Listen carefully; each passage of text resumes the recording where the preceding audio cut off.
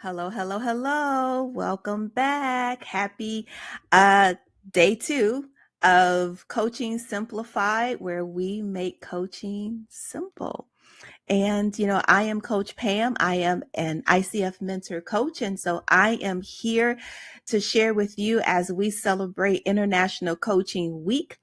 I am going to be sharing with you all 8 core competencies, and I am planning to either show up live or post a recording of some sort. But yesterday I went live, and so I shared competencies 1 and 2. So 1 is demonstrates ethical practice, and competency 2 is embodies coaching mindset. And today I am going to be talking about competency 3 and 4. So competency 3 relates to establish and maintains agreement, and competency 4 is cultivates trust and safety. All right. So I don't have all the fancy little stuff, but I do have a few little toys I want to play with today. I'm happy to be back. Super cool. So excited to be able to share that with you. And I'll try to do a little bit of that throughout the session today. I do have notes. I do like to be very transparent. So I do have notes. I have not memorized all of this stuff. So I do have some things that kind of help keep me on track today. And so with that said, let's go ahead and get started. So today, as we talk about competency 3 and 4, 3 establish and maintains agreement, and 4 cultivates trust and safety. We're talking about coaching structure and safety. And so it's not the kind that limits a session, but the kind that liberates the client. All right. And so with that, let's go ahead. So I'm going to use some of my little things I have here. Competency 3. So let's just jump right in here. So clarity is kindness, and agreements are the map for transformation.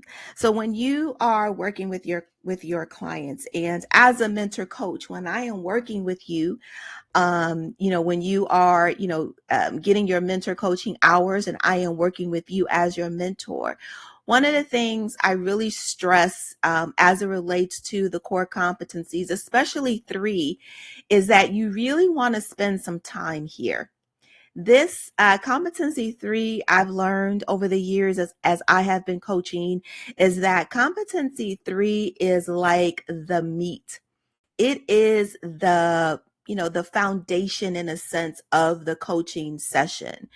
And the more time that you can spend in really understanding where the client is going in the session, the better it will help you to maintain your presence, evoke awareness, cultivate trust and safety with your client. It will help you to actively listen, because when you understand where the client is going, then it really helps you to structure yourself in a way to help the client get to their resolve. It's about coaching the person, the client, the who, versus oftentimes the what.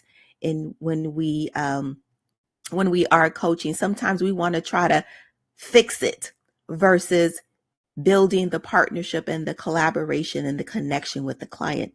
So let's dig into competency 3. So competency 3 is not just about the contract. It's not just about getting an agreement of what you and your client are going to talk about, or at least what the client is bringing to the session. It's about setting the direction in every coaching session. So even if it is an ongoing relationship that you have with the client, maybe you have some repeat meetings, this is still about establishing an agreement for every coaching session. It is in that you are in a partnership with your clients. And so the markers, so if I have the core competencies, I do have them here. And let's look at 3. So competency 3 There are 4 specific markers. When I think about the PCC markers, that's what I use when I am mentor coaching, when I am helping you as your mentor coach, and when I'm coaching you. And the markers, 3.1, there are 4 markers that you can use here to really help you to engage and partner with your client. So one is to identify what the client wants to accomplish in the session. And so, understanding what is it that they want to focus on, right? But it's more than just that. It's going a bit deeper in understanding, define how success will be measured. All right. That's 3.2. And so what you're asking here is, what will be different when we're done? What will be different at the end of the session? So that can kind of help you understand not just where the client is going, but what's going to change. What's the measure of success? All right. 3.3, explore the meaning or the importance behind the goal. So it's more than just what do you want to focus on, right? So we have that part. The second part is understanding, what will success look like? What will be different, as it relates to the topic? And what is important to the client about the topic? What is important? What's behind the goal, right? What's behind it, right? So that helps you to go a little bit deeper. And if you go even further with that in 3.4, support them in naming what they need to address to get there. So it's asking the question, what do they need to do differently? All right. So a question I like to ask is, what do you need to consider to get there? So if they've identified the focus of the session, they have defined or confirmed that measure of success, what will be different? We have talked about what's important about this particular topic today, and what do they need to consider to get there, to get to the end result, that goal. What do they need to take into consideration? Digging deep into the competency 3 will definitely help all the other competencies show up, right? Because you're taking that time to build that relationship and that connection with your client. And so it isn't just about what are you focusing on and diving right in. It's understanding from the client, what are we focusing on and what is making this important? What is going to be different and what is it that you need to consider to get there? All right. And so, what would make today, so some other questions to consider, with competency 3, establish and maintains agreement, is what would make today's conversation meaningful to you? What would make it meaningful? Another one I like to ask is, how will you know we've succeeded by the end of our time together today? Right? So that's that kind of what will be different. What would change? And another question I like to ask is, what do you think needs to happen during our time to move you forward? So you always want to make sure that you are asking open-ended questions in a way that allows your client the space to explore and space to reflect. Giving the client space to breathe and to think is going to be key into developing that partnership. Because remember, this is a partnership, it's a collaboration. And you're really tuning in to the client. So here's something for you to try. Before you move forward in the session, pause and clarify. So consider this. Have I partnered, and this is for you as the coach, have I partnered with the client to define the focus, success, and the path? Am I coaching inside their agenda or assuming one? Okay. Coaching without an agreement is like driving without a destination. You just get in the car and go. Don't know where you're going, don't know how soon you're going to get there. You're just driving. And that brings up another point too. If you are in a coaching session, and I've had this happen when I am listening to a client recording with a coach that I'm mentoring, I've had this happen where they get lost. They don't know where to go. And one of the things I say is that if you feel lost in the coaching session, if you feel like you don't know where you're going, you may have not spent enough time in the beginning in understanding where the client wanted to go. And so I challenge you to spend some time utilizing an incompetency 3, establish and maintains agreement. Spend some time there.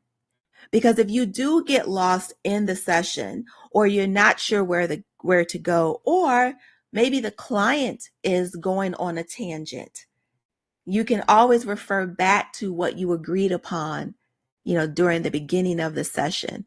And you can ask the client what connection, based on what they're saying, what connection does that have to the ultimate goal or the focus, right? So if you're clear in competency 3, it can definitely help you bring the client back to focus if they get off track.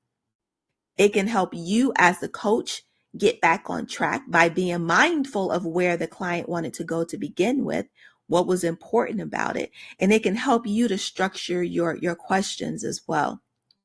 So I hope that you found this information helpful, as we talk about competency 3. So now let's shift gears here a little bit, and let's talk about competency 4, cultivates trust and safety. So here, trust isn't something you earn once. It's something you nurture every time. So every time you are in a coaching session, you want to make sure that you are cultivating trust and safety. You don't want to assume or make assumptions, because every coaching session will be different. Even if you are working with the client over a period of time, every session is going to be different. And so this competency is about emotional presence.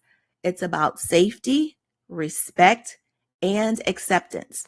It's the fertile ground where coaching can actually take place, and that cultivates trust and safety. So when you think about some of the markers here, it's 4.1, and there are, I'm going to pull my little sheet here. There are 4 markers, where when I use the PCC markers, there are 4 markers as it relates to cultivates trust and safety. And so 4.1, it acknowledges and respects the client's talents and insights and work. So if the client is saying some things that, that they may have some great insights about something, maybe the client said something that sparked an aha moment for themselves, acknowledge that. Acknowledge that with the client. 4.2 shows support, empathy, and concern. Are you empathizing with your client? Are you showing support? Are you engaging in that coaching conversation with your client? And are you supporting them?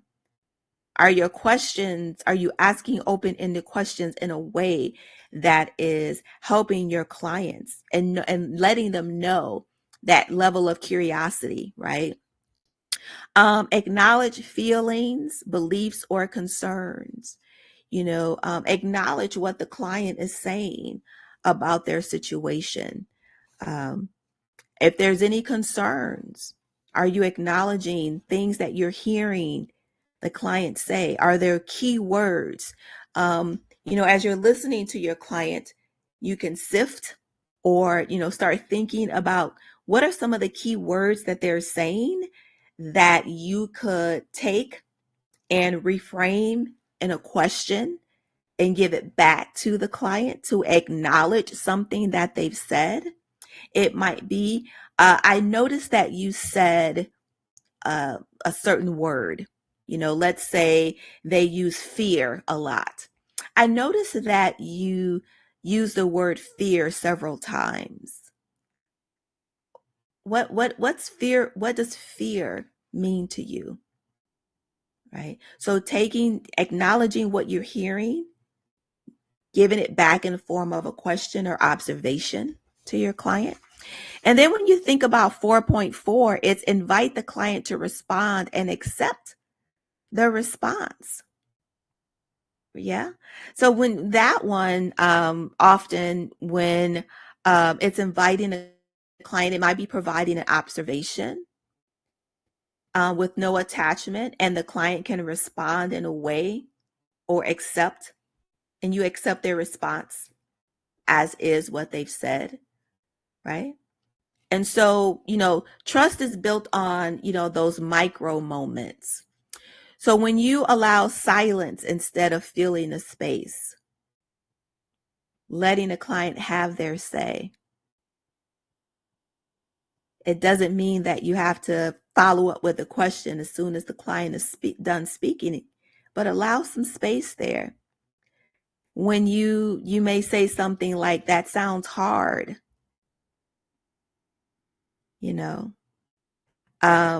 instead of, maybe trying to reframe it, maybe when you say that sounds hard, and allow the space, see what engages from that.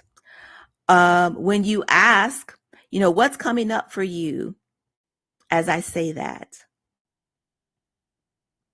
So that could be a way of allowing a client to respond and accept their response, because you are providing an observation based on what they've said. Maybe you're feeding back to them their words. And when you're providing an observation, you ask what's coming up for you. How does that sound to you? What would you say differently? And allow the space, and giving the client an opportunity to respond and accept that response, right?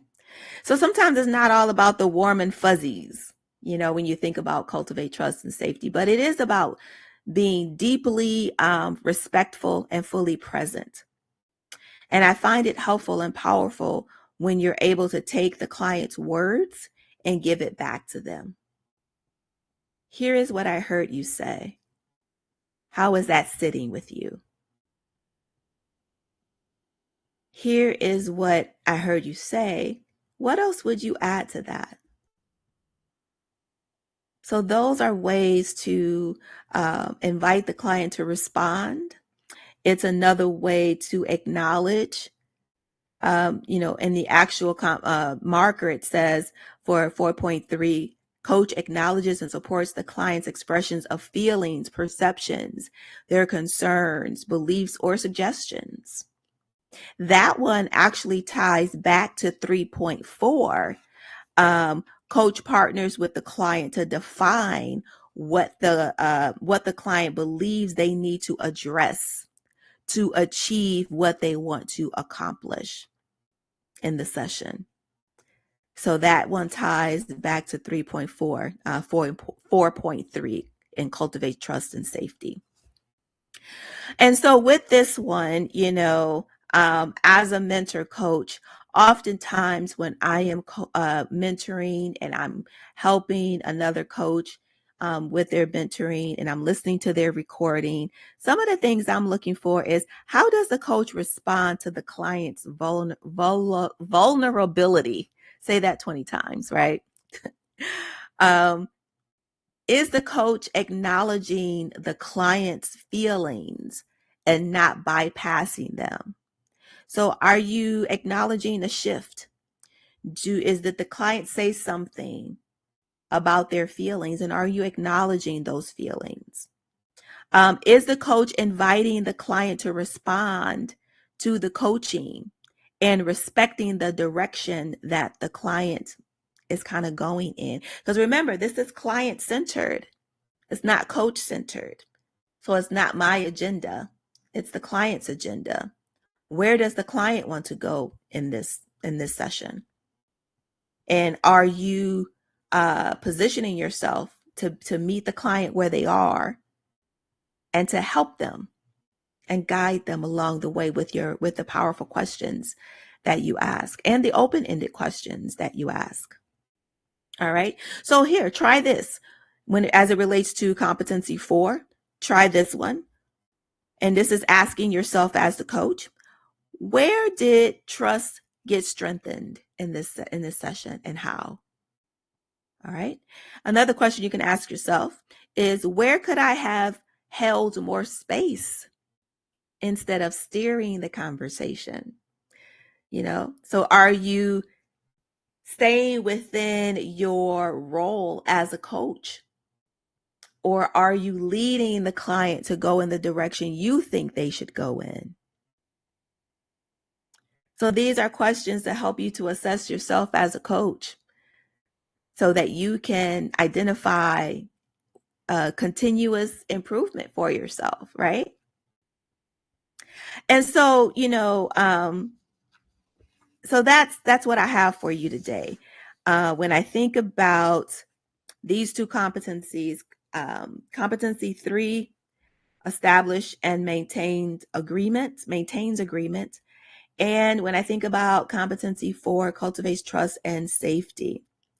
So we looked at the agreements. They create the direction that the session is going to go in, and trust creates the path and the partnership that you have with your client. And together, the 2 of these can make your sessions very safe, clear, and impactful. And without them, coaching either drifts or you disconnect. So if you find that you're in the session and you're struggling to figure out what the next question is, or you feel like you've worked really hard in the session to really get connected with the client, spend some time in competency 3 and 4. Establish that trust and safety. Get clear on the direction where the client is going.